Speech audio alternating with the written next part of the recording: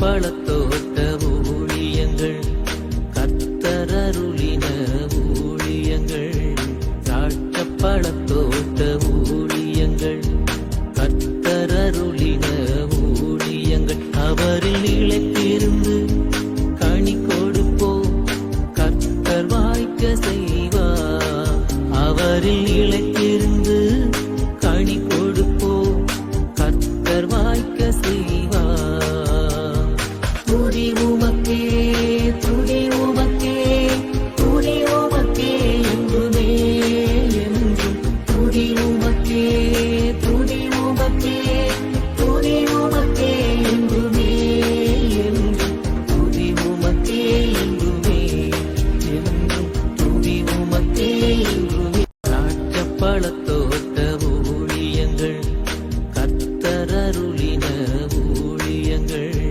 திராட்சை பழத்தோட்ட ஊழியங்கள் கத்தரருளின ஊழியங்கள் அவரில் நிலைத்திருந்து கனி கொடுப்போம் கத்தர் வாய்க்க செய்வார் அவரில் நிலைத்திருந்து கனி கொடுப்போம் கத்தர் வாய்க்க செய்வார் துதி உமக்கே துதி உமக்கே துதி உமக்கே என்றுமே என்றும் துதி உமக்கே துதி உமக்கே துதி உமக்கே என்றுமே என்றும் துதி உமக்கே என்றுமே என்றும் துதி உமக்கே என்றுமே.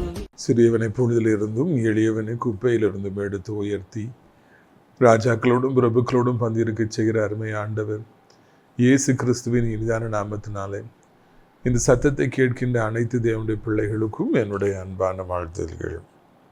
நீங்கள் கோடா கோடியை பெருகுவீர்களாக, உங்களுடைய பிள்ளைகள் கோடா கோடியை பெருகுவார்களாக என்று வாழ்த்துகின்றேன், ஆசீர்வதிக்கின்றேன். பிரியத்துக்குரியவர்களே, இந்த நாளிலே உங்களை சந்திப்பது அதிக சந்தோஷமான ஒரு காரியம். சென்று சனிக்கிழமை நாசரேத்தில் நடைபெற்ற நம்முடைய விடுதலை நாள் கூட்டத்தை கர்த்தர் அதிகமாக ஆசீர்வதித்தார். கணக்கற்ற புதிய ஜனங்கள் வந்திருந்தார்கள். அருமையான ஒரு நல்ல செய்தி ஆண்டவர் கொடுத்தார். நல்ல அனுகூலமான கால சூழ்நிலையை ஆண்டவர் குளிர்ச்சியாய் கொடுத்தார். அது மாத்திரமல்ல, கூட்டத்தின் இறுதியில் ஜனங்களுக்காக ஜெபித்த பொழுது எவ்வளவோ அதிசயங்கள் அற்புதங்கள் நடந்தன. எவ்வளவோ பிசாசுகள் வெளிப்பட்டு அலறி அடித்து ஓடின, உருண்டன புரண்டன. அது மாத்திரமல்ல பிரியத்துக்குரியவர்களே, எத்தனையோ பேர்கள் அங்கே புது வாழ்வு பெற்றார்கள். ஜனங்கள் அனைவருக்கும் சுவையான விருந்து பரிமாறப்பட்டது. எல்லோரும் மகிழ்ச்சியாக அந்த இடத்தை விட்டு போனார்கள். ஜெபித்த தாங்கிய உங்கள் அனைவருக்கும் நன்றிகளை தெரிவித்துக் கொள்கிறோம். இந்த வாரம் கர்த்தர் சித்தமானால் சென்னையிலே பல்லாவரம் அந்த ட்ரெயின் ரயில்வே ஸ்டேஷன் உங்களுக்கு தெரியும் என்று நினைக்கின்றேன். அதில் இறங்கி நீங்கள் ஷேர் ஆட்டோவில் வந்தால் பம்மல் மெயின் ரோட்டில் முத்தமிழ் நகர் பஸ் ஸ்டாப்பில் சியோன் காம்ப்ளெக்ஸ் என்று ஒன்று இருக்கிறது. அதுக்குள்ளோடைய நீங்கள் தூண்களாக இருக்கும். அதுக்குள்ளோடைய நீங்கள் வந்தீங்கன்னா பின்னால் லிஃப்ட் இருக்கும். 4வது தளத்திலே உங்களுக்காக நான் காத்திருப்பேன். சென்னையில் எத்தனையோ தேவனுடைய பிள்ளைகள் நீங்கள் நாள்தோறும் நம்முடைய ப்ரோக்ராமை டிவியில் பார்க்குறீங்க. திரளாக வந்து பங்கு பெற்று இயேசு கிறிஸ்து உங்களுக்கு தரும் விடுதலையை இலவசமாக நீங்கள் பெற்று செல்லும்படியாக உங்களை அன்பாய் நான் அழைக்கின்றேன். கூட்டத்தின் இறுதியிலே உங்களுக்காக நான் தனித்தனியாக ஜெபிப்பேன். சகோதரர் மங்களராஜ் தலைமையிலே அங்கே இருக்கிற தேவனுடைய பிள்ளைகள் அனைவரும் மிக சிறப்பான ஏற்பாடுகளை செய்திருக்கிறார்கள். அது மாத்திரமல்ல, உங்கள் அனைவருக்கும் சகோதரர் மங்களராஜ் தன் குடும்பத்தின் சார்பாக சிறப்பான விருந்தை அளிப்பார்கள். எனவே தேவனுடைய பிள்ளைகளாகிய நீங்கள் அதற்கு ஆயத்தமாக வரும்படியாக கேட்டுக்கொள்கிறேன். அடைக்கலான் குருவி எனப்பட்ட நம்முடைய ஆவிக்குரிய முதியோர்களும் நாசிரியத்தில் தேவனுடைய மாளிகைக்குள்ளாக மிக சிறப்பாக செயல்பட்டு வருகிறது. அங்கே இருப்பவர்களுக்காக தினந்தோறும் சிறப்பு ஜெபங்கள் ஏறெடுக்கப்படுகிறது. ஊழியக்காரர்களை பார்த்து அழைத்து கொண்டு வந்து அவர்களுக்காக நாம் சிறப்பு ஜெபங்களை நாள்தோறும் ஏறெடுக்கின்றோம். அந்த ஜெபத்தினாலே அவர்கள் கெட்டப்படுகிறார்கள், அநேக ஆறுதலை அடைகிறார்கள். அத்தோடு கூட அவர்களுக்கு 3 வேளையும் மிக சிறப்பான உணவுகளை நாம் கொடுத்து அவர்களை போஷித்து வருகிறோம். இந்த நல்ல பணி, அதாவது முதியவர்களை முதிய காலத்தில் வயதான காலத்தில் பராமரிப்பது கஷ்டமான ஒரு காரியம். அதை நாம் செய்கிறோம். ஏனென்றால் எனக்கு ரொம்ப காலமாக இந்த முதியோர் இல்லத்தை ஆரம்பிக்க வேண்டும் என்ற ஆசை. அங்கே இருக்கிற கட்டடங்களிலே நாம் கல்யாண மண்டபத்தை கட்டியிருந்தா ஏன்னா வேறு காரியங்களை ஆரம்பிச்சிருந்தால் எவ்வளவோ லாபம் லட்சக்கணக்கில் நமக்கு கிடைத்திருக்கும். ஆனால் அதையெல்லாம் நான் கெட்டாதபடிக்கு முதியோர் இல்லத்தை ஆரம்பித்திருக்கிறோம். தியாக மனதோடு செய்யப்பட்டிருக்கிற இந்த பணிக்காக ஜெபியுங்கள். யாராவது முதியோர் இல்லத்தில் சேர விரும்பினால், ஆவிக்குரிய முதியோர் இல்லத்தை தேடினால், அவர்களுக்கு நம்முடைய முதியோர் இல்லத்தை அடைக்கலான் குருவியை நீங்கள் அறிமுகப்படுத்துங்கள் என்று உங்களை அன்போடு நான் கேட்டுக்கொள்கிறேன். உங்கள் வீடுகளில் நல்ல நாட்கள் வருகிற பொழுது இங்கே இருப்பவர்களுக்கு நீங்கள் தாராளமாக விருந்தளிக்கலாம். வீட்டுக்குரியவர்களே, கட்டிடப் பணிகள் எல்லாம் அப்படி நிற்கிது. நிறைய இடத்தை கத்தர் கொடுத்திருக்கிறார். எத்தனையோ கட்டடங்கள் எழும்புவதற்காக காத்திருக்கிறது. தடைகளை கத்தர் நீக்கி போடும்படியாக, கட்டடங்கள் எழும்பும்படியாக நீங்கள் அதற்காக ஜெபிக்க வேண்டும் என்று உங்களை அன்போடு நான் அழைக்கின்றேன்.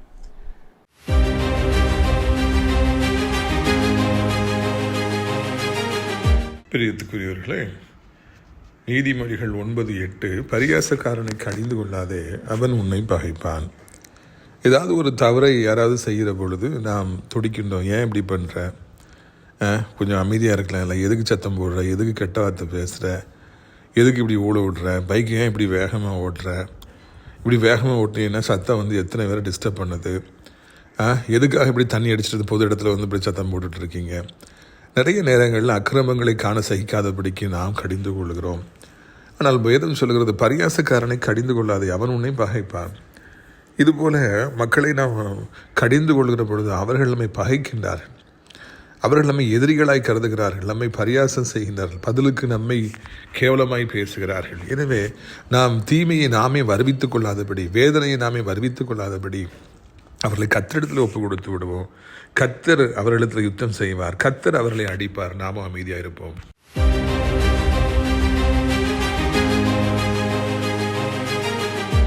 பிரித்துக்குரியவர்கள், இதனாலே ஒரு வித்தியாசமான செய்தி.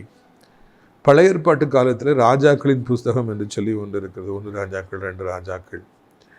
தாவீதை ஆண்டவர் இஸ்ரவேலுக்கு சமஸ்தான இஸ்ரவேலுக்கு ராஜாவாக மாற்றியிருந்தார். அவர் காலத்தில் எந்த குழப்பமும் இல்லாமல் ராஜ்யபாரம் நடைபெற்றது. ஜனங்கள் சந்தோஷமாக இருந்தார்கள்.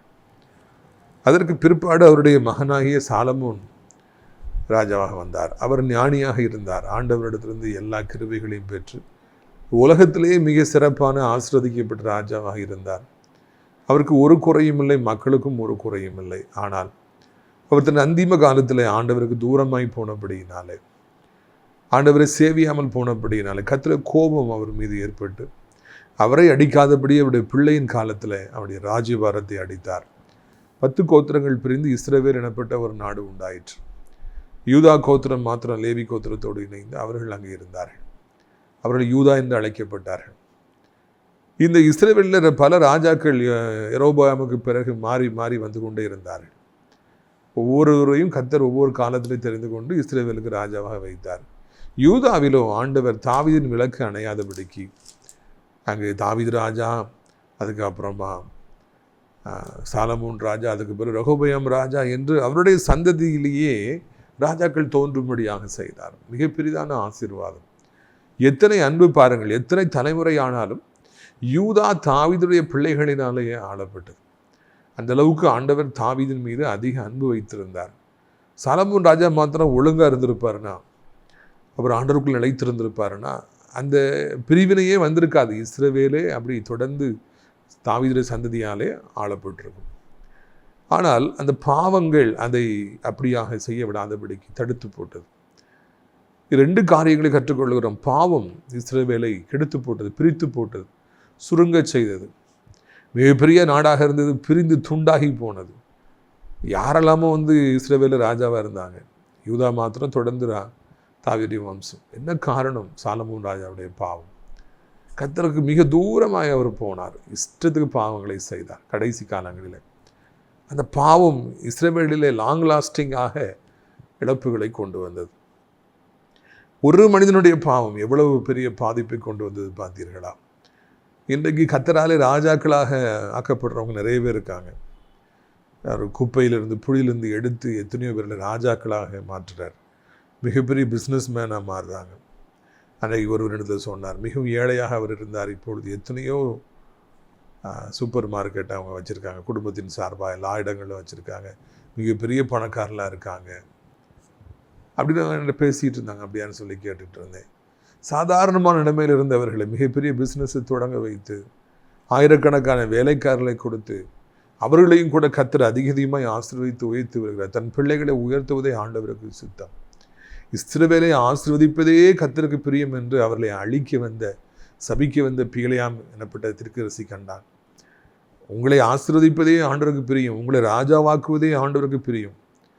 இன்னைக்கு உங்களுக்கு வருமானமே இல்லாமல் இருக்கலாம், வேலையே இல்லாமல் இருக்கலாம், கடன்களே வாங்கி பிழைக்கிற அளவுக்கு உங்களுடைய வாழ்க்கை இன்றைக்கி ஈனத்தனமான ஒரு நிலைமையில் சபிக்கப்பட்ட நிலைமையில் இருப்பது போல் நீங்கள் உணரலாம். இதெல்லாம் உங்களை அழிக்காது, உங்களை அப்படியே விழுங்கி விடாது. ஆண்டவர் இதை கொஞ்ச காலம் அனுமதித்து இந்த பஞ்ச காலத்திலிருந்து வெளியே கூட்டு வந்து உங்களை அவர் ராஜாவாக உயர்த்துவார்.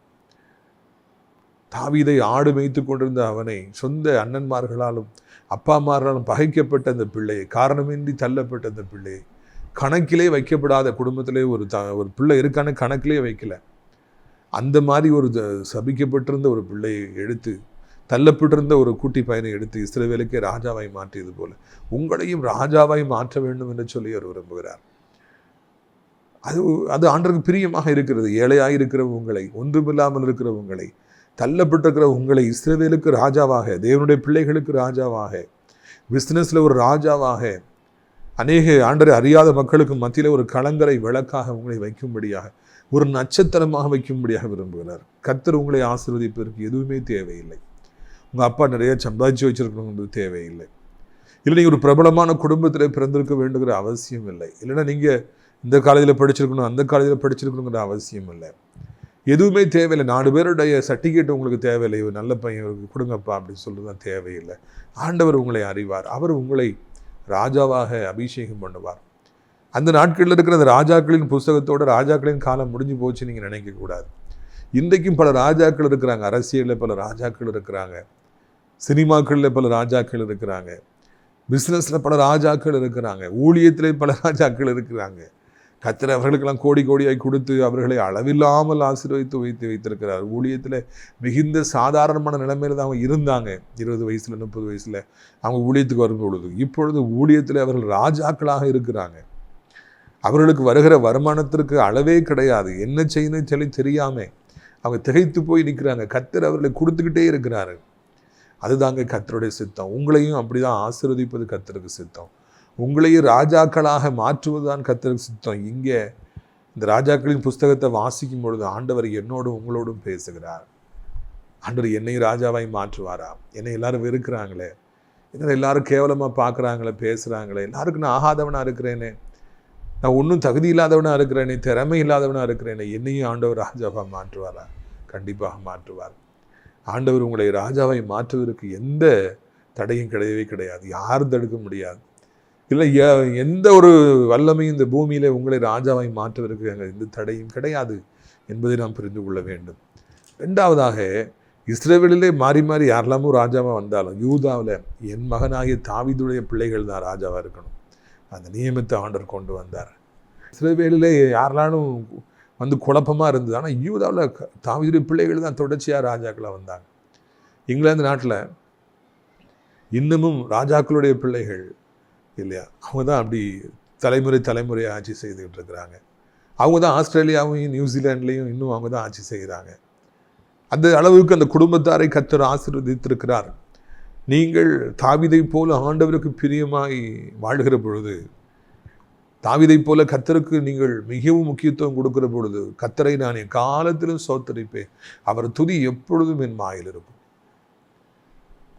I will extol the Lord all time. His praise will always be on my lips. இதான் தாவீதுடைய ஃபார்முலா. ஆண்டவர் தாவீதை இவ்வளவு நேசித்து தலைமுறை ஆசீர்வதித்த காரணம் அந்த ஒரே ஒரு வசனம் தான். கர்த்தரை நான் எக்காலத்திலும் ஸ்தோத்திரிப்பேன். அவர் துதிச்சுக்கிட்டே இருந்தார், சங்கீதங்களை பாடிக்கிட்டே இருந்தார், ஆண்டவருக்கு முன்பு தன்னை தாழ்த்தி கொண்டே இருந்தார். அவர் தலைகால் தெரியாமல் ஆடலை.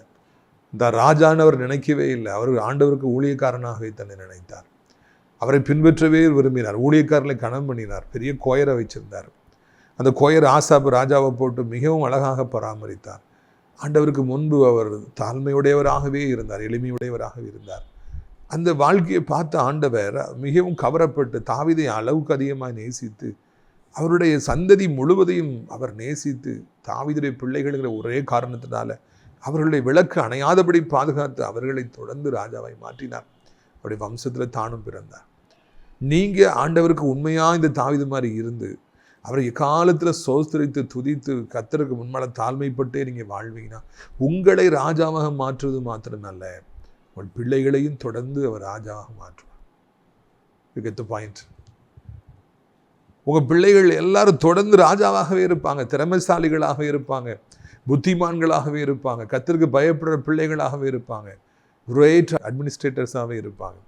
அவங்க தொடர்ந்து அவர்கள் ஆளுகை செய்கின்றவர்களாக இருப்பாங்க, பிச்சைக்காரங்களாக இருக்க மாட்டாங்க. ராஜ்யபாரத்தை கட்டி காப்பவர்களாக இருப்பார்கள். நீங்கள் கட்டுகிற பிஸ்னஸை தொடர்ந்து அவர்கள் கட்டி காப்பார்கள். தொடர்ந்து உங்கள் சந்ததி ஆசீர்வதிக்கப்பட்ட சந்ததியாக இருக்கும். எவ்வளோ பெரிய பிஸ்னஸ் மேன்லாம் இன்னைக்கு அவங்க காலத்துக்கு பிறகு அவங்க பிஸ்னஸ்லாம் ஒன்றும் இல்லாமல் போச்சு. எவ்வளோ பெரிய பிஸ்னஸ், எவ்வளோ மரியாதை, எவ்வளோ கூட்டம். இன்றைக்கி உங்கள் பிள்ளைங்க காலத்தில் அந்த பிஸ்னஸ்லாம் இல்லாமலே போயிடுச்சு. எவ்வளோ பெரிய சில வீடுகள் இன்றைக்கி பாலடைந்து கிடப்பதை நாம் பார்க்குறோம். எதுக்கு பாலடைஞ்சு கிடக்குதுங்க? அந்த பிள்ளைகளை கர்த்தர் ஆசீர்வதிக்கலை, அந்த பிள்ளைகளை கர்த்தர் அங்கீகரிக்கலை, அந்த பிள்ளைகள் கர்த்தருக்கு பயந்து வாழலை, கர்த்தரை தேடலை, பாவத்தில் வாழ்ந்தாங்க. அதனால் அந்த டைனிஸ்டியே முடிஞ்சு போச்சு, அந்த பிஸ்னஸே இழைஞ்சி போச்சு. ராஜாக்களாக இருந்தாங்க அப்பாமார் தாத்தாமார், பிள்ளைகள் இன்றைக்கி பிச்சாண்டிகளாக ஒன்றுமில்லாதவர்களாக போனார்கள். 190% பணக்காரருடைய பிள்ளைகள் இன்றைக்கு அவர்கள் வீட்டில் அதிகமாய் பணமும் செல்வ செழிப்பும் இருக்கிறபடியினாலே எவ்வளவு பாவத்தை தண்ணீரை போல் பருக முடியுமோ பருகி அவர்கள் தங்களை தாங்களே கெடுத்து அப்பா அம்மாவை வேதனைப்படுத்தி பிள்ளைகள் ஒன்றும் இல்லாமல் போகிறாங்க. பெரிய கவர்மெண்ட் ஜாப்பில் இருக்கிற அதிகாரிகளுடைய பிள்ளைகளெல்லாம் போதைக்கு அடிமையிலாக இருப்பதை நான் அப்பொழுதே பார்த்துருக்கேன். நான் சென்னையில் லயலா கல்லூரியில் படிக்கும் பொழுதே பார்த்துருக்கிறேன். போதைக்கு அடிமையான வாலிபர்கள், எவ்வளோ திறமையான குடும்பம், அந்த பசங்க அவ்வளோ நல்ல அப்பா அம்மாவால் பெஸ்ட்டு ஸ்கூல்ஸில் படிச்சுட்டு வந்திருப்பாங்க. ஆனால் very unfortunately there used to taking drugs. என் கிளாஸில் எத்தனையோ போதைக்கு அடிமையான பையங்க இருந்தாங்க. அழகான பசங்க, நல்ல அன்பான பசங்க, மரியாதை தெரிஞ்ச பசங்க. ஆனால் அந்த பரிதாபம், அவர்கள் போதைக்கு அடிமையாக இருந்தார்களே. அவங்கள என்ன ஆனாங்கன்னு எனக்கு தெரியல. இப்பொழுது நான் சொல்ல விரும்புகிற காரியம் என்னவென்றால், உங்களை ராஜாவாக மாற்றுகிற கர்த்தர் நீங்கள் அவருக்கு தொடர்ந்து உண்மையாய் வாழ்வில் என்றார் உங்கள் பிள்ளைகளையும் தலைமுறை தலைமுறையாக ஆசீர்வதிப்பார். தாவீதுடைய பிள்ளைகளை தலைமுறை தலைமுறை ஆசீர்வதித்து ராஜாவாக வைத்திருந்த ஆண்டவர் உங்களுடைய பிள்ளைகளையும் அப்படியே செய்வார் என்கிற நல்ல செய்தியை உங்களுக்கு நான் அறிவிக்கும்படியாக விரும்புகிறேன். இந்த ராஜாக்களுடைய புஸ்தகங்களை ஒரு காலத்தில் நான் தொடர்ந்து பிரசங்கம் செய்தது உண்டு. அதாவது தாவீது ராஜாவுக்கு அடுத்தாப்புல உள்ள ராஜாவுக்கு அடுத்தாப்புல ராஜாலாம் தொடர்ந்து நான் யூதா ராஜாக்களை குறித்து பேசியிருக்கிறேன், இஸ்ரவேல் ராஜாக்களை குறித்து பேசியிருக்கிறேன். முக்கியமாக கொரோனா டைமில் நான் அப்படி தொடர்ந்து தியானித்தது உண்டு. நான் அதுக்கு பிறகு இப்பொழுது வேறு பல செய்திகளை பல இடங்களில் நம்ம கொடுக்கறதுனால அதிகமாக நான் பேசுவதில்லை. இன்றைக்கு ஒரு சின்ன பகுதியை நான் எடுத்து வைத்திருக்கிறேன். ஆனால் அதுக்கு முன்னூட்டி நீங்கள் ஒன்றை மறந்துடாதீங்க, நீங்களும் நானும் இந்த பூமியில் சாதாரணமான மக்களாக வாழ அழைக்கப்படவில்லை, ராஜாக்களாகவே வாழ அழைக்கப்பட்டிருக்கோம். அன்றைக்கி ஒரு அண்ணன் சொன்னாங்க, கிறிஸ்டோபர் ராஜா, உங்கள் பேர்லேயே ஆண்டவர் ராஜாவாக தான் உங்களை வச்சுருக்காரு, உண்மையிலே நீங்கள் ராஜாவாக தான் இருக்கிறீங்கன்னு சொல்லிட்டு போனார். அப்பொழுது நான் யோசித்து பார்த்தேன், அப்படி சொல்வதற்கு எனக்கு என்ன தகுதி இருக்கிறது என்று நான் சிந்தித்து பார்த்தேன். நமக்கு தகுதி இல்லை தான். உலகம் நம்மை கேவலமாய் பார்த்து மிகப்பெரிய பாவி, இவன் விளங்கவே மாட்டான், உருப்படவே மாட்டான் என்னதாமோ சொல்லுது. ஆனாலும் கர்த்தர் நம்மை ராஜாவாகவே பார்க்கிறார். அவர் நம்மை ஆசீர்வதிப்பதை எவனுமே தடுக்க முடியாது. எனவே தொடர்ந்து நாம் முன்னேறி செல்வோம், அப்பொழுது கர்த்தர் நம்மை ஆசீர்வதிப்பார். பாருங்கள், 2 ராஜாக்கள் 11வது அதிகாரம் 1ஆம் வசனம். அகசியாவின் தாயாகிய அத்தாளியால் தன் குமாரன் இறந்து போனதை கண்டபொழுது எழும்பி ராஜவம்சத்தார் யாவரையும் சங்காரம் பண்ணினார்.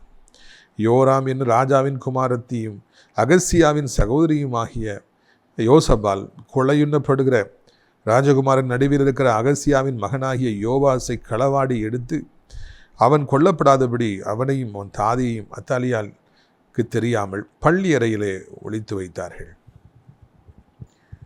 தாவீதின் வம்சத்தில் எத்தனை பேர் ராஜா வராங்க? அல்ல, அகசியா என்னப்பட்ட ஒரு ராஜா, அவர் விவரம் தெரியாதவராக இருந்தார், கர்த்தருடைய நடத்துதலை அறியாதவராக இருந்தார். அதனால தான் ஆகாப் ராஜாவும் ஏசேபேலும் ராஜாவும் நம்முடைய பிள்ளை ராஜாவாக இருந்த பொழுது அந்த யோராம் ராஜாவை தேடி போய் ஒரு அடிபட்டுருக்குதுன்னு சொல்லிட்டு அவர் விசாரிக்க போகிறார். இஸ்ரவேல் ராஜாக்குள்ளேயும் யூதா ராஜாக்குள்ளேயும் ஒரு மனப்பாடு இருந்தது, நல்லது தான், எல்லாம் சகோதரர்கள் தான்.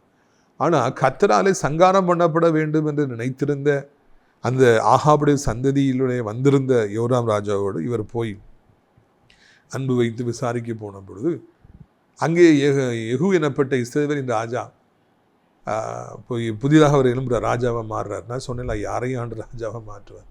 அவர் சாதாரண சேனாதிபதியாக இருந்தார். அவர் ராஜாவாக எழுப்புறார். அவர் வந்து ஏசபேலையும் ஆகாப் குடும்பத்தையும் சங்காரம் பண்ணுறார். அங்கு ஏசபேலின் மகன் ராஜாவாக இஸ்ரவேலுக்கு இருந்தவன அவனையும் சங்காரம் பண்ணுறார். அங்கே விசாரிக்க வந்திருந்த அகசியா ராஜாவும் கொல்லப்படுகிறார். அவர் ஒரு பெரிய பாவிலாம் கிடையாது, அவர் பெரிய அக்கிரமக்காரன்லாம் கிடையாது, ஐயோ அவன் பெரிய அயோக்கிய பையன் அப்படிலாம் சொல்றதுக்கெல்லாம் ஒன்றுமே கிடையாது. அவன் நல்ல மனுஷன், நல்ல உள்ளத்தோடு அந்த யூத ராஜா இஸ்ரேல் ராஜாவை சிக்காருக்கான்னு பார்க்க வந்திருக்கார். அங்கே தான் அவன் சங்காரம் பண்ணப்படுறான். காரணம் என்ன? பார்க்க வந்த நபர் அவன் ஒரு படுபாவியாக, அவனுடைய குடும்பம், அவனுடைய தாய் தகப்பன் எல்லாம் இஸ்ரவேலில் அநேக அநியாயங்களை செய்தவர்களா, கர்த்தரை விட்டு ஜனங்கள் தூர போகும்படியாய், சோரம் போகும்படியாய் அவர்களை பாகாலை நோக்கி நடத்தினவர்களாக இருந்தபடினால கர்த்தருடைய கோபம் பற்றி எரிந்து கொண்டிருந்தது ஆகாபுடைய குடும்பத்தின் மேலே. ஆண்டவர் அவரை சங்காரம் பண்ணணும்னு வெறி கொண்டிருந்த நேரத்தில் இவர் அகசியா உள்ள வரார். அவர் நலம் விசாரிக்க போகிறார். அதனால அந்த குடும்பத்தோடு கூட அகசியாவும் சங்காரம் பண்ணப்பட்டார் என்று நான் காண்கிறோம். பிரியத்துக்குரியவர்களே, ஒரு சிலர் மேலேயும் ஒரு சிலருடைய பிஸ்னஸ் மேலேயும் குடும்பத்து மேலேயும் கர்த்தருடைய கோபம் பற்றி எரிந்துகிட்டு இருக்கும். அவங்கள ஆண்டவர் சங்காரம் பண்ணணும்னு நினைச்சிட்டு இருப்பார். அந்த அளவுக்கு அவர்கள் கர்த்தருக்கு தூரமானவர்களாக, சௌரமோனவர்களாக இருப்பாங்க. பொறுமையாக இருந்து கர்த்தருடைய நியாய தீர்ப்பின் காலம் வந்திருக்கும். அந்த நேரத்தில் கர்த்தருடைய கோபம் பற்றி இருந்துட்டு இருக்கும்போது நாம் அவங்களுக்கு துணையாக போனோம்னா, என்னன்னு சொல்லி தெரியாமல், என்ன பிரச்சனைங்கிறது நம்ம அறியாமல் நம்ம அவங்களுக்கு துணையாக போய் நின்னோம் அப்படின்னா நாமும் அவர்களோடு சங்காரம் பண்ணப்படுவோம் என்பதை மறந்து போகவே கூடாது. அவங்க அப்பா யோசபாத்தும் அப்படிதான். இந்த அகசியாவுடைய அப்பா யோசபாத்தும் ஆகாபுக்கு துணையாக போனதுனால தான் கொல்லப்பட போனார். ஆனால் அவர் கொஞ்சம் நீதிமானாக இருந்ததுனால ஆண்டவரேன்னு கூப்பிட்டவுடனே கொஞ்சம் காப்பாற்றப்பட்டார். அப்பா செஞ்சு அதே தப்பு தான் மகனும் செய்கிறான் அகசியா. அதனால் அவன் கொல்லப்பட்டான். இன்னொரு நாட்டில் கொல்லப்பட்டு அவன் பரிதாபமாய் யூதாவுக்கு கொண்டு வரப்பட்டான். அவன் எந்த பாவம் செய்யவில்லை. ஆனால் கர்த்தருடைய கோபம் பற்றி எரிந்து கொண்டிருந்த நேரத்தில் அங்கு அந்த குடும்பத்தோடு கூட இவனும் சேர்ந்தபடினா இவனும் சேர்ந்து சங்காரம் பண்ணப்பட்டான். அதனால் யார்கிட்ட சேருகிறோம், யார்கிட்ட நட்பு வைத்திருக்கிறோம், யார்கிட்ட போய் டெய்லி நின்று மணிக்கணக்காக நம்ம பேசிக்கிட்டு இருக்கிறோம், யார்கிட்ட நம்ம ஆலோசனை கேட்குறோம், யாரை பெருசாக நினைக்கிறோம், யாரை வாழ்க்கையில் நமக்கு முதன்மையானவர்களாக முக்கியமானவர்களாக நினைக்கிறோம், யாருக்கு நம்ம முக்கியத்துவம் கொடுக்குறோம், யார் கூட போய் நம்ம நின்றுட்டே இருக்கிறோங்கிறது எலெக்ஷன்லாம் இப்போ நடக்க போகுது. சிஎஸ்சி தூத்துக்குடி நாசிரியது டைசிஸில் நடக்குது. இந்த டீமு அந்த டீமுன்னு சொல்லி 2 டீமாக நிற்கிறாங்க. சிலர் சுயேட்சையாக நிற்பாங்க. யாருக்கு நம்ம பக்கபலமாக நிற்கணும், யாருக்கு கூட நிற்கணுங்கிறதெல்லாம் யோசிக்கணும். ஏன்னா ஒரு சிலர் மீது தேவனுடைய கோபாக்கனை பற்றி எரியும். நம்ம பக்கத்தில் போய் நின்னோம்னா நாமும் கூட அந்த அக்கினியிலே எரிக்கப்பட்டு போய்விடுவோம். நம்ம ஒரு தப்பும் செஞ்சுருக்கணும் அவசியமே கிடையாது. ஆனால் கர்த்தரால் சங்காரம் பண்ணப்பட இருக்கிறவர்கள், கர்த்தருடைய கோபம் பற்றி எரிந்து கொண்டிருக்கிறவர்கள், அவர் மேலே எரிஞ்சிட்டு இருக்குது, நம்மளும் போய் அவங்களுக்கு சப்போர்ட் பண்ண நினச்சோம்னா, அந்த விவரம்லாம் தெரியாமல் அவங்க மேலே அனுபவிப்போம்னா நாமும் சங்காரம் பண்ணப்பட்டு விடுவோம். அதனால் யோசித்து நம்முடைய கால்களை முன்னால் வைப்போம். ஞானம் உடையவங்க யோசித்து காலம் முன்னால் வைக்கிறாங்க. பேதைகளை நெடுக போய் தண்டிக்கப்படுறாங்க, யோசிக்காமல் போய் தண்டிக்கப்படுறாங்க. நீதிமான்களாகி நாம் நம்முடைய நடையின் மீது கவனமாக இருக்கணும். நம்முடைய வாழ்க்கையில் யார் கூட டெய்லி நம்ம அதிகமாக டைம் ஸ்பெண்ட் பண்ணுறோம், யார் கூட பேசுகிறோம், அவங்க மேலே தேவ கோபாக்கினே இருக்குதா அப்படின்னு நம்ம விலகிக்கொள்ள வேண்டும். ஏனென்றால் நாமும் அவர்களோடு கூட சங்கரிக்கப்பட்டு விடக்கூடாது. லோத்து ஒரு தகுதியும் அவருக்கு கிடையவே கிடையாது. ஆனால் கர்த்தரால் ஆசீர்வதிக்கப்பட வேண்டும் என்று அவனுடைய ஆசீர்வாதம் மழையாய் ஊற்றப்பட்டு கொண்டிருந்த அந்த ஆபிரகாமோடு கூட அவர் ஃப்ரெண்டாக இருந்தபடினாலே அவர் தகுதியற்றவராக இருந்தார், சுயநலம் உடையவராக இருந்தார், அவர் கண்களில் இச்சையுடையவராக இருந்தார், பச்சை பசை என்று பார்த்தாலே அதன் பின்பாக அந்த இடத்தை நோக்கி ஓடுகிறவராக இருந்தார். சோதோம் குமோராவின் மக்கள் அவ்வளவு பாவிகள் என்று தெரிந்த பிறகும் அவர்களை விட்டு விலக மனதில்லாதபடி செல்வ செழிப்பின் காரணமாய் தொடர்ந்து அங்கே கூட போட்டு இருந்தார். அவ்வளவு பாவிகளாக இருந்த அவர்களுடைய அந்த ஊரில் போய் தன் பிள்ளைகளுக்கு சம்பந்தமும் அவர் செய்தார். அந்த அளவுக்கு அவருக்கு அந்த செல்வ செழிப்புகள் இல்லையா, தன் பிள்ளைகள் அந்த பாவம் நிறைஞ்ச ஊரில் கட்டி கொடுக்கணும்னு முடிவு பண்ணிட்டார். மாப்பிள்ளைலாம் பார்த்துட்டார். ஆனாலும் அந்த மனுஷன் இப்போ ஆபிரகாம்கிட்ட இருக்கும்பொழுது அவரும் ஈக்குவலாக ஆசீர்வதிக்கப்பட்டார். அவருக்கும் மந்தைகள் பெருகிற்று. அவருக்கும் ஆண்டவர் ஏராளமான ஆசீர்வாதங்களை அள்ளி கொடுத்திருந்தார். ஏன் கொடுத்திருந்தார்? நான் ஒரே காரணம் தான், கர்த்தராலே ஆசீர்வதிக்கப்படணும்னு சொல்லி ஒரு ஆசீர்வாதமான மழை ஷவர்ஸ் ஆஃப் பிளெஸிங்ஸ் ஏப்ரஹாம் மேலே அப்படி விழுந்துட்டு இருக்குது. இவரும் பக்கத்தில் போய் என்னென்னா இவரும் நினைச்சுக்கிறார், இவருக்கும் நிறைய மந்தைகள், ஹெட்ஸ்மேன், வேலைக்காரங்க, பூமி தாங்க முடியாத அளவுக்கு ஆடுகள்லாம் பெருகிற்று, மந்தைகள் பெருகிச்சு, கோடீஸ்வரா இவரும் மாறினார். It is because he was with Abraham, mighty man of God. அவர் ஆசீர்வதிப்பது கர்த்தர் சித்தங்க. இவரும் கூட போய் நின்றதால் இவரும் ஆசீர்வதிக்கப்பட்டார். பின்னால போனார், அழிஞ்சு போனார், கேவலப்பட்டு போனார். இங்க ஏசபேல் குடும்பத்தின் மீது கர்த்தருடைய கோபம் பற்றி எரிஞ்சிட்டு அக்கினி இறங்கிட்டு இருக்குது. அதுல போய் அகசியா நின்னோன்னா அவரும் சங்காரம் பண்ணப்பட்டார். இந்த வரலாறுகள் எல்லாம், ராஜாக்களுடைய வரலாறுகள் எல்லாம், தேவனால் தெரிந்து கொள்ளப்பட்ட தாசர்களுடைய வரலாறெல்லாம், யூத ராஜாக்களுடைய வரலாறெல்லாம், இஸ்ரவேல் ராஜாக்களுடைய வரலாறுலாம் நமக்கு பாடத்தை சொல்லிக் கொடுப்பதாக இருக்கிறது. இந்த 11ஆம் அதிகாரத்தில் இருக்கிற அந்த அத்தாலியா, யோவாசுங்கிற ராஜா எப்படி இஸ்ரவேலில் வாரார், இதெல்லாம் நம்ம அடுத்த நாளில் நம்ம சிந்திக்கலாம். நான் கற்றுக்கொள்கிற பாடம் என்ன? இன்னைக்கு யாரிடத்துல போய் நம்ம மணிக்கணக்காக டெய்லி பேசிட்டு இருக்கோம்? யாரை மரியாதை செய்கிறோம்? யாருக்கு நம்ம செலவழிக்கிறோம்? யாரை நம்ம பக்கத்தில் வச்சுருக்கிறோம்? யாரை நம்ம வீட்டில் விசேஷம்னா முக்கியமாக கூப்பிடுறோம்? ஒரு பிரச்சனைனா கூப்பிடுறோம்? எல்லாத்தையும் நம்முடைய மனசு திறந்து யார்கிட்ட சொல்கிறோம்? யாருக்கு நம்முடைய வாழ்க்கையில் நம்ம பக்கத்தில் போய் நிற்கிறோம்? அவர்கள் ஏற்கனவே கர்த்தராலே ஆசீர்வதிக்கப்படுகிற பிள்ளைகளாக இருப்பார்கள் என்றால் அவர்கள் மேலே ஒரு ஆசீர்வாதமான மழை பெய்து கொண்டிருக்கும், ஒரு ஆவிக்குரிய மழை பெய்து கொண்டிருக்கணும். நமக்கும் அந்த ஆசீர்வாதம் தானாக கிடைக்கும். கர்த்தருடைய சங்காரம் வரணுங்கிற நேரத்தில், கர்த்தருடைய கோபம் பற்றி எரிந்துட்டு இருக்கிற நேரத்தில் நம்ம போய் நின்னோன்னா நாம் அடைந்து போவோம். அகசியா ராஜா சங்கரிக்கப்பட்டார், கொல்லப்பட்டார், பரிதாபமான முடிவை அவர் சந்தித்தார். வாலிப வயதில் கொல்லப்பட்டார். அதுக்கு எந்த பாவமும் அவர் செய்யவில்லை. ஒரே ஒரு பாவம், கர்த்தருடைய கோபம் பற்றி கொண்டிருந்த, எரிந்து கொண்டிருந்த அந்த ஆகாப் மற்றும் ஏசபேலின் குடும்பத்துடைய பிள்ளையோடு கூட அவர் ஒரு உடன்படிக்கை செய்து போய் பார்த்துட்டு இருந்ததுனால தான் அவர் கொல்லப்பட்டார். இந்த வரலாறு நமக்கு என்னத்தை சொல்லிக் கொடுக்கிறது என்பதை நாம் மறந்து விடக்கூடாது. அவங்க ஃப்ரெண்டு, இவங்க ஃப்ரெண்டு, இவங்க எனக்கு ஃப்ரெண்டு, அவங்க ரொம்ப ஃப்ரெண்ட்ஸு தான் எனக்கு இருக்காங்க, நான் போனால் ஓடி வந்துடுவாங்க, என் பின்னால் ஆயிரக்கணக்கில் நண்பர்கள் இருக்காங்க, அதெல்லாம் தேவையில்லை. தேவனுடைய பிள்ளைக்கு பின்னால் வர்ற கர்த்தருடைய பிள்ளைகளாக இருக்கணும். யோசித்து பார்க்கணும். அவங்களுடைய வரலாறை நம்மகிட்ட சேர வர்றவங்க, உடன்படிக்கை பண்ணவங்களுடைய வரலாறை நோக்கி பார்க்கணும். அவங்க கடவுளுக்கு பயப்படுறவங்களாங்கிறத பார்க்கணும். கடந்த காலத்தினுடைய வாழ்க்கை எப்படி இருந்து சிந்திக்கணும். சம்பந்தம் கலக்கிற பொழுது அதெல்லாம் யோசிக்கணும். இல்லை என்றால் அதிக வேதனைகளே வந்து சேரும். நாமும் சங்கரிக்கப்பட்டு விடுவோம். பிரியத்துக்குரியவர்களே, இந்த நாளிலே இந்த சம்பவம் அகசியா ராஜாவுடைய முடிவு நம்மை அதிகமாய் கலங்க செய்கிறது. வாழ வேண்டிய அந்த வாலிபன், அந்த ராஜா, அதுவும் தாவீதின் வம்சத்தில் வந்தார். அவனை கூட ஆண்டவர் காப்பாற்றலை, ஒப்பு கொடுத்துட்டார். காரணம் என்ன? அங்கு ஏற்கனவே அதை விட அதிக பாவம் செய்து ஜனங்களை சோரம் போய் பண்ணிக்கிட்டு இருந்த அந்த ஆகாப் மகனோடு கூட இவர் சேர்ந்தபடினால்தான்.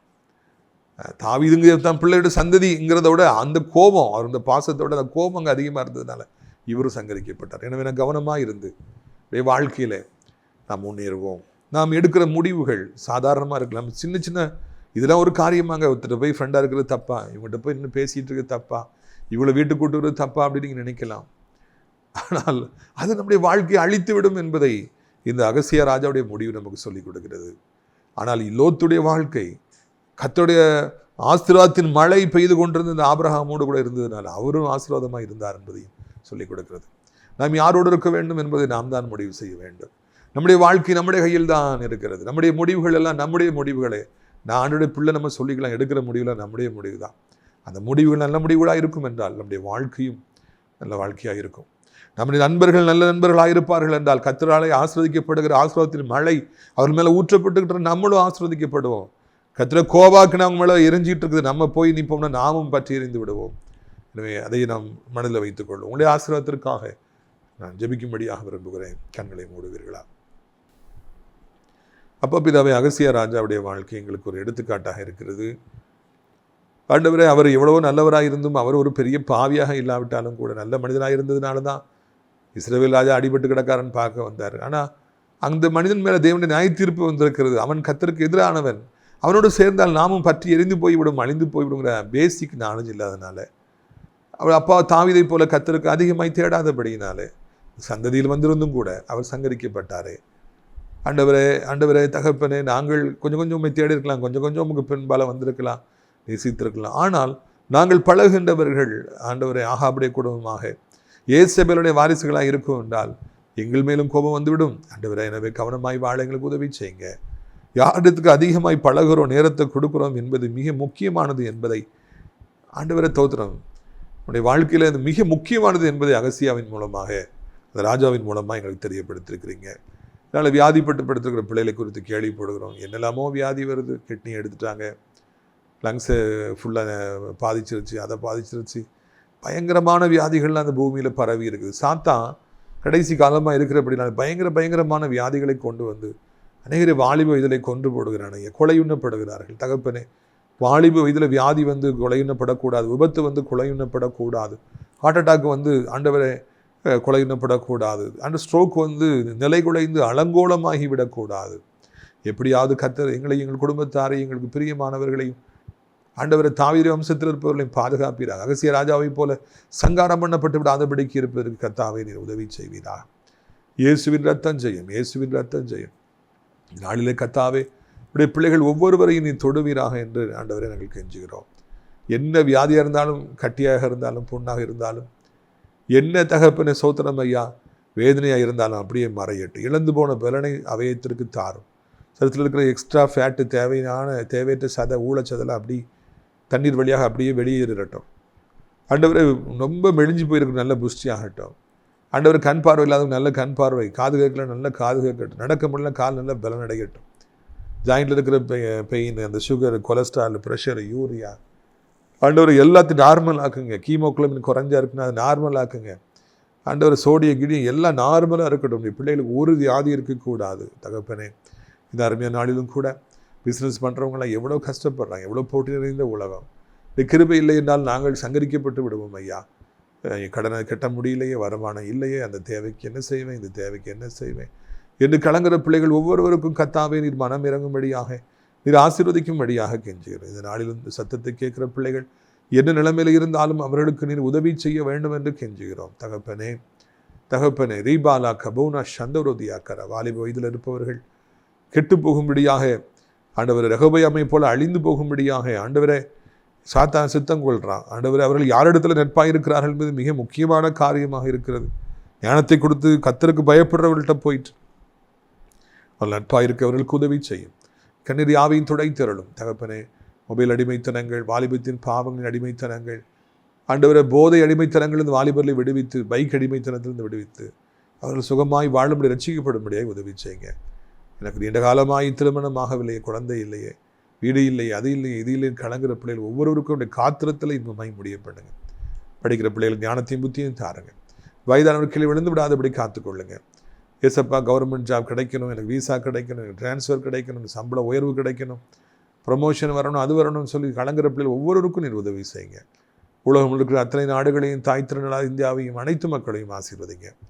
அனைத்து தேவனுடைய பிள்ளைகளையும், ஊழியக்காரர்களையும் ஆசீர்வதிங்க. ஆசிரியர் திராட்சைப்பழத்தோட்ட ஊழியர்களையும் சீக்கிரம் நாள்தோறும் நிகழ்ச்சியை பார்க்கிற ஆண்டவரை அறிமுகப்படுத்துகிற அடைக்கலான்குரிய முதியோர்களை காணிக்கையினாலும் ஜெபத்தினாலும் அன்பினாலும் தாங்குகிற ஒவ்வொரு நல்ல உள்ளங்களையும் ஆசீர்வதி. அடைக்கலான்குரிய முதியோர்களில் தங்க அநேக இடங்கள் உண்டு, அநேகரை அழைத்து கொண்டு வருவீராக, மகிமைப்படுவீராக. இரட்சகர் இயேசுவின் மூலம் ஜெபிக்கிறோம் நல்ல பிதாவே.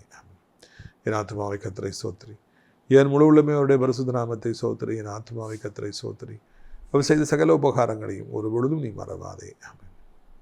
கர்த்தராகிய இயேசு கிறிஸ்துவின் கிருபை, பிதாவாகிய தேவனுடைய அன்பு, பரிசுத்தாவுடைய அந்யோன்ய ஐக்கியம் இல்லாத பிரசன்னம் உங்கள் அனைவருடைய இன்றைக்கு சதா காலங்களிலும் நிலைத்திருப்பதாக.